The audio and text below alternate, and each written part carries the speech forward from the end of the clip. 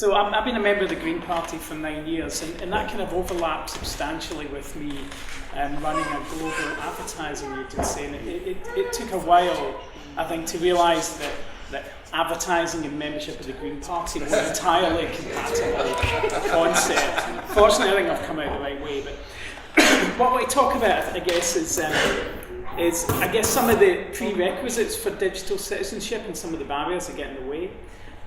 But more importantly, I think it's been touched upon so far, is what's really struck me as incredibly odd is why people, especially in the UK, seem not to care that much about the kind of Snowden revelations and the fact that privacy has been so hollowed out.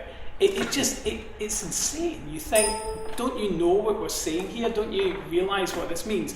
And of course, they may understand it on a superficial level, but I think at its heart, and I think coming from an advertising background, I can speak with some authority on here, is the hollowing out of the idea of citizenship and its replacement with the idea of the consumer has been so profound in all areas of life over the past 20, 30 years that's fundamentally what's led to this kind of, it's just become another consumer choice. It's become another thing that people maybe engage with, maybe they don't.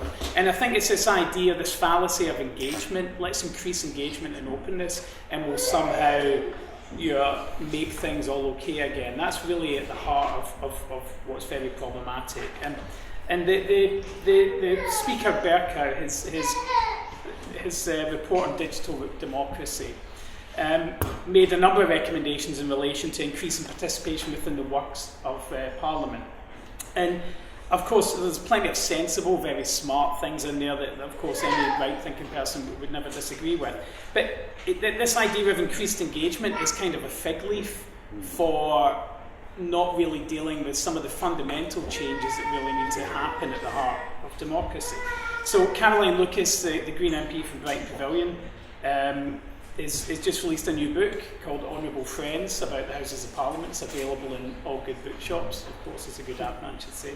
But it describes some of the barriers really inherent within the system. For instance, your party whips, for instance, don't really want digital voting and so on to really come into Parliament, because in the European Parliament, they use electronic voting and they can really consider the amendments, and it's very clear what's being voted on. The voting process itself is very short and quick.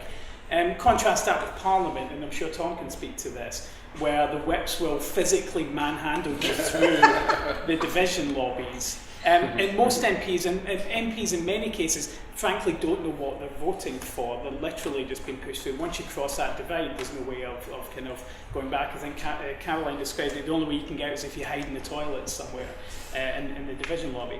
And so you've got these kind of antiquated systems which really prevent proper scrutiny of these bills and motions in Parliament by MPs, and this really kind of limits on democratic freedom, I guess. So there's the system, these kind of antiquated systems are control mechanisms which the whips use to kind of maintain order, I guess. So there's no real desire for increasing that kind of participation from an electronic point of view. If you take a wider look at the kind of, I suppose, democracy or the way we vote, the way we cast our vote, I think also in the Speaker Berkow's report, he wants to see electronic voting in place by 2020.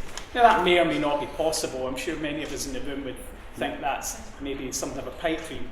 But the reality is electronic voting on its own won't increase participation within the democratic system, because fundamentally the first past the post system doesn't give us representative democracy, so sort of placing a digital system on top of a broken electoral system won't make that electoral system any less broken.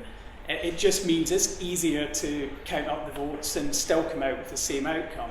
Because I think the reality is that applying digital to an undemocratic system doesn't make that system any more or less democratic.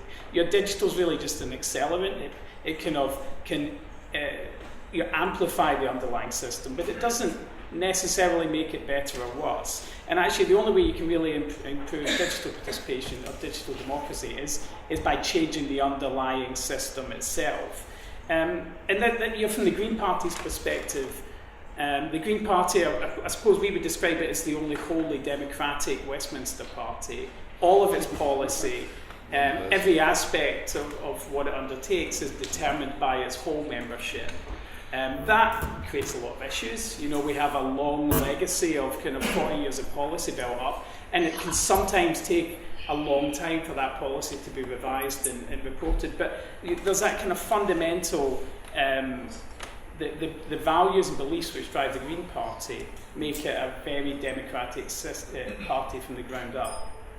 And so the challenge we've got, and in my role, it's a voluntary role, I'm an elected position, but running the kind of the digital campaign for the Green Party, the work we'll be doing over the next 2 or 3 years is especially with the real surge in membership we've had. We went from 13,000 members to 57,000 members over the past 12 months.